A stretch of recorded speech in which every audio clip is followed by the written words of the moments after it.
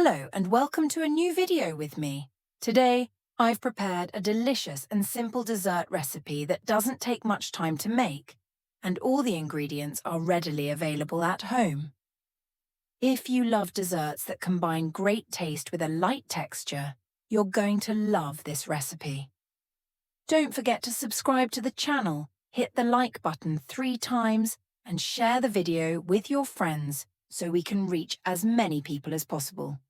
First, melt 250 grams of butter in a large bowl, making sure it's at room temperature so it mixes easily.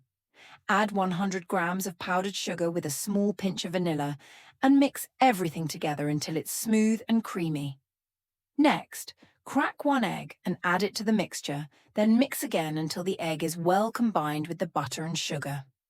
Now, add 150 grams of flour, along with half a teaspoon of baking powder, and mix the ingredients slowly until you get a dough that is cohesive and easy to shape. After that, add 50 grams of oats and continue mixing, as the oats will give the dessert a unique taste and texture. At this stage, add 200 grams of chocolate chips and gently mix them into the dough until the chocolate is evenly distributed throughout. Once the dough is well blended and the chocolate is evenly spread, start shaping the dough into small balls, each the size of a walnut. Arrange the balls on a baking tray that's either greased with butter or lined with parchment paper, making sure to leave enough space between the balls so they don't stick together while baking.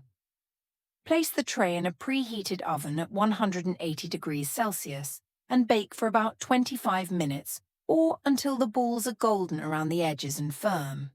Once out of the oven, let the cookies cool slightly on the tray before transferring them to a cooling rack to maintain their shape and prevent them from breaking.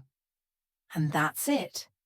A light, delicious, and easy-to-make dessert that's perfect for any occasion, whether it's a morning with coffee or as a treat after lunch. If you liked the recipe, don't forget to subscribe to the channel, hit the like button to help the video reach more people, and share the recipe with your friends so they can try it too.